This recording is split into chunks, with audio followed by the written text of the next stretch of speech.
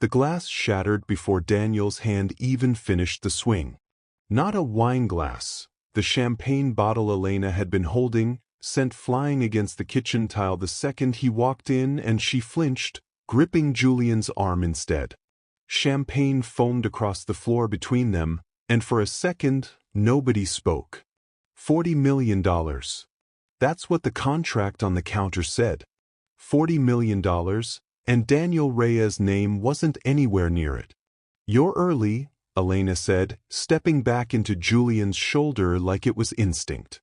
"I live here," Daniel said. "Not tonight." Her voice was flat, rehearsed. "I want you gone by morning." He didn't move. He didn't yell either. Something colder built in his chest, watching them stand there like he was the intruder in his own kitchen. 2 years he'd spent building the thing she was celebrating. 2 years, and she still didn't know his name belonged on that contract more than hers did.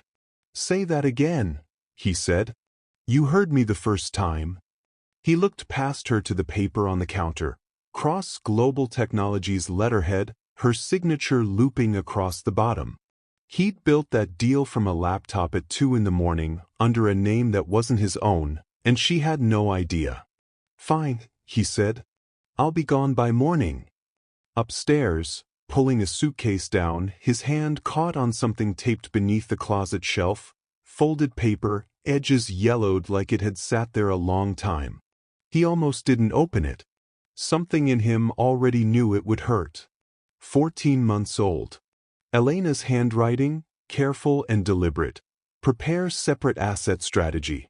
Talk to Marchetti about the trust restructure. If Daniel makes things difficult, we move forward without him. 14 months. She'd been planning this while he stayed up building the very deal she was drinking champagne over downstairs. He sat on the edge of the bed they used to share and let it land, not rage, something colder. The particular grief of realizing someone had already buried you and was only waiting for the dirt to settle. Downstairs, she was laughing again. He folded the note into his jacket, next to his phone, next to the one thing in the world still entirely his, a company she didn't know existed, filed under a name she'd never think to search. Reyes and Vance Advisory. Registered under his mother's maiden name. 3 clients. $40 million in consulting fees moving quietly through accounts Elena never asked about, because she never once asked what he did with his nights. He'd built her company's biggest deal from the shadows. And she was throwing him out like the help. If this already has you gripped, comment the city you're watching from. I want to see how far this one travels before the twist really lands. 2 years earlier, Solstice Ventures was drowning, and Elena had the vision but not the architecture to back it. Daniel, quiet, steady, still clocking in at his IT job every morning, started fixing things at night. A pitch deck here, a cash flow model there. Nobody clapped. He didn't expect them to. Her family made sure of that. Small comments at holiday dinners, the kind that never quite crossed into cruelty but never let him forget where he stood, steady, sure, but not exactly a match for their daughter's ambition. So he learned to disappear into the work instead of fighting for credit at a table that was never going to make room for him. That's when Reyes and Vance was born. Not ego, proof. He built it under his mother's name so no one could trace it back, landed 3 clients over 18 months, one of them a sharp, no-nonsense firm called Cross Global Technologies, run by a man named Nathaniel Cross who cared more about substance than charm. When Solstice needed an introduction to Cross Global for the $40 million contract, it was Daniel, through Reyes and Vance, who quietly made it happen. Elena thought her network had finally paid off. She had no idea the ground she stood on was built entirely out of his silence. Morning came. Daniel packed while Elena took a call downstairs, voice bright and clipped, like nothing had happened, like the man carrying his life out in 2 suitcases wasn't the same man who built the deal she was now protecting. "You could look at me," he said. She glanced up. No cruelty in her eyes, just distance, and that was worse. There's nothing left to say. There's plenty. He set the bags down. You've been planning this for over a year. I found the note. Something cracked, just barely. What note?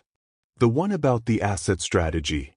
About making sure I don't make things difficult.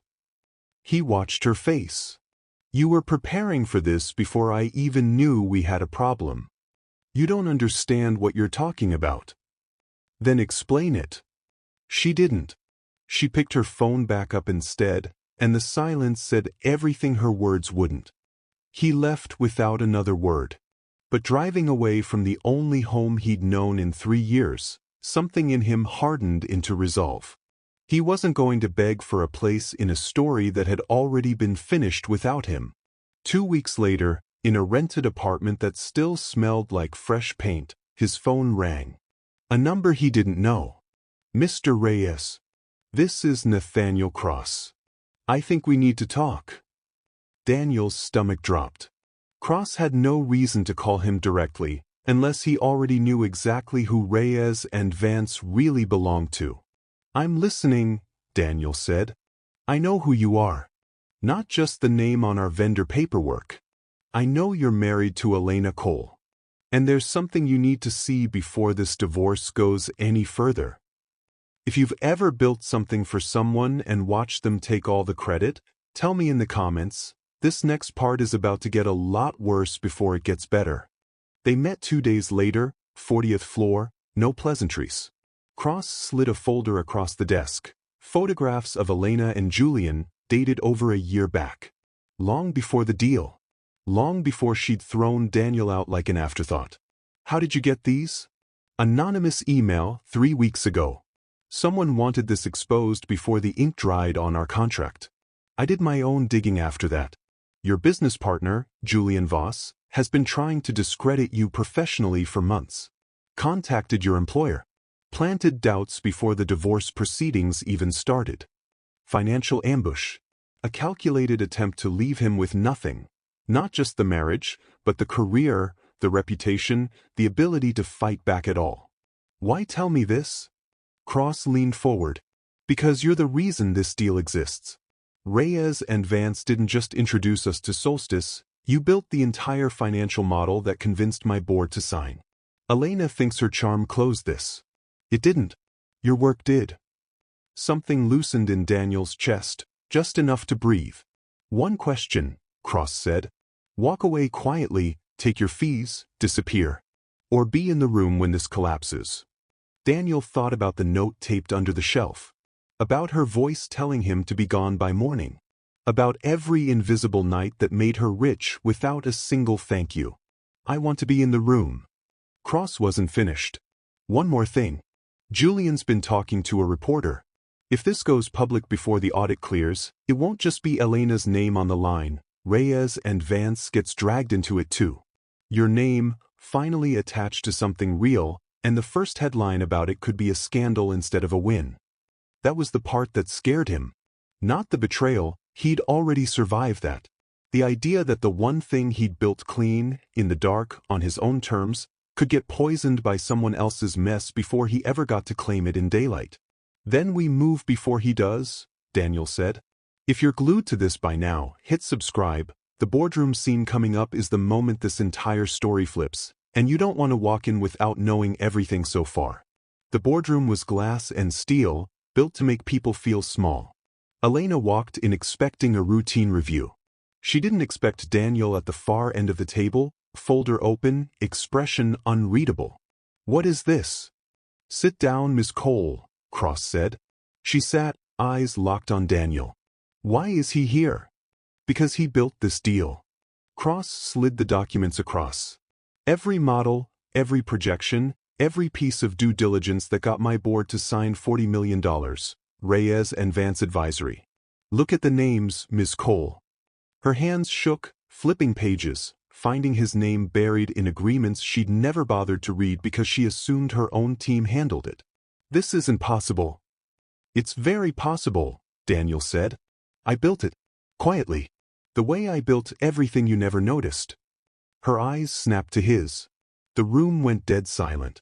You don't understand, she started. I understand plenty. His voice had an edge now, something finally surfacing after years buried. 14 months planning this divorce. You and Julian, together before the deal even existed. Your family investigating my finances to weaken me before I knew there was a fight. That's not. Cross cut in, nodding to an assistant. A recording played, Julian's voice, unmistakable, discussing contacting Daniel's employer, planting doubts, making sure any settlement left him with nothing. Then, worse, Julian's voice again, talking to someone about getting ahead of the story with a reporter before the audit could clear anyone's name. Elena's face went white. I didn't know he was doing that. Maybe not. But you knew enough to hide an asset strategy for over a year. Enough to throw me out the same night I built you a $40 million deal. Cross stood, buttoning his jacket. Effective immediately, Julian Voss is removed from all dealings with Cross Global. I'm ordering a full independent audit of Solstice's contracting history.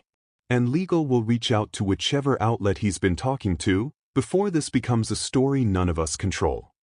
Elena said nothing, just stared at the wreckage of a plan that assumed he'd never find out, never fight back, never matter enough to matter. Daniel stood to leave. At the door he turned back once. You didn't underestimate me because I was weak. You underestimated me because you stopped looking. That's going to stay with you longer than any of this. Comment the word, silent. Right now if you saw that boardroom coming, I want to know how many of you called it before it happened. 3 days later, Elena showed up at his apartment, unannounced, eyes red-rimmed. Can we talk? He almost said no. Something in her voice, stripped of the composure she'd worn like armor for over a year, made him step aside instead. I tore up the settlement, she said, sitting on the edge of his couch. The one that would have left you with nothing. Why? Because I saw what you built. And because Julian's reporter contact backed out this morning. Turns out threatening a source with a defamation suit works fast when the source has nothing solid to stand on. It's over. His plan to burn this in public collapsed with everything else. Relief and exhaustion mixed in Daniel's chest. So that's really done. It's done. And I realized I spent 2 years thinking I built Solstice alone, when you were carrying half of it in silence, and I never once asked why you were always so tired. Her voice cracked. I stopped seeing you as a person. I saw you as background. Furniture. That's exactly what it felt like. Julian used me too. Not to excuse it, what I did was still mine to own, but he made me believe you'd never be more than steady and quiet. Made that sound like a weakness instead of what it actually was.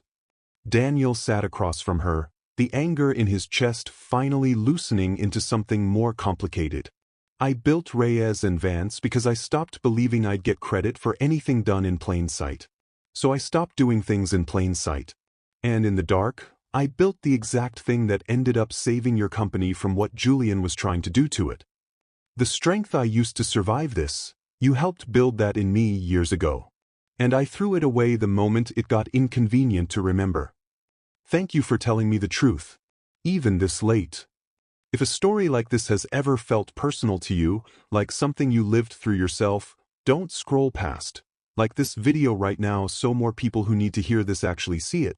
The settlement finalized 6 months later, fair and clean.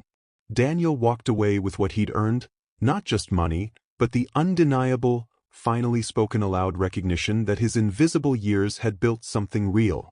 Cross offered him a senior consulting role at Cross Global not long after. This time, no hiding, no shadow company, no mother's name on the paperwork. Just Daniel Reyes, credited in full for exactly what he built. He moved to Boston, leaving behind the city holding both the best and worst years of his life. His father visited a few weeks later, studying him over coffee. You look different, his father said. Lighter. Like you put something down you'd been carrying too long. I used to think surviving something was the same as healing from it, Daniel said. Getting through the worst of it and calling that fine. And now I think healing means you stop waiting for the wound to reopen. I'm not all the way there, but closer than I've ever been. Months passed. Clients sought him out by name now, not hiding behind someone else's identity, not building foundations other people stood on without a word of thanks. For the first time, his work and his name existed in the same sentence. Almost a year later, back in Chicago for a conference, he turned a corner and saw Elena at an outdoor cafe. He didn't feel the old jolt of panic. Just quiet recognition, like reaching the last page of a book he'd already finished. Daniel. She looked up, surprised, not unhappily. Mind if I sit? Please. Solstice is doing well, she said. New governance structure. Stronger than it's ever been. I'm glad. I mean that. I heard about Boston. Senior consultant. Under your own name this time. Feels strange still. Being seen for the work instead of just the results. She studied him, something unguarded crossing her face. I think about that boardroom a lot. How long you carried all of it without a word. I used to think silence meant someone had nothing to say. I don't think that anymore. Drop a comment right now telling me if you'd have forgiven her this fast. I'm curious how split the room is on this one. Took me a long time to understand that too, Daniel said. I thought staying quiet made me strong. It just made me invisible. There's a difference. What changed? I stopped needing anyone else to see my worth to believe it myself. That's what actually healed something in me. Not the settlement. Not the apology. Just finally choosing to stop hiding. She reached across, briefly touching his hand. Not romantic, just human. I really am sorry. Not because a court made me pay for it. Because I finally understand what I almost erased. I know. And I'm not angry anymore. That surprises me most. I just feel clear. They talked a little longer about nothing important, the way people do once the important things are already said. When Daniel stood to leave, there was no bitterness in the air, just closure, quiet and complete. Take care of yourself, Daniel. You too. And he meant it. Walking away, something settled in him that had been unsteady for over a year. Not triumph, just peace. The quiet, unglamorous kind that comes after you finally stop waiting for someone else to hand you your own worth. The people who carry the most weight are so often the ones nobody thinks to thank. They fold into the background of someone else's success, believing being needed is the same as being valued. It rarely is. The moment they stop disappearing, the moment their name exists in full view without apology, everything changes. Daniel didn't need Elena's recognition by the time she finally gave it. He'd already found it himself, in the quiet mornings building something under his mother's name, in the late nights nobody clapped for, in the decision to stand in a boardroom and let the truth speak louder than his silence ever had. Dignity doesn't come from being seen by people who once overlooked you. It comes from the moment you stop needing them to see you at all. If this story hit you the way it hit me writing it, do 3 things right now. Hit subscribe so you never miss the next one, comment which moment stuck with you the most, and like this video if you believe quiet strength deserves to be seen. See you in the next one.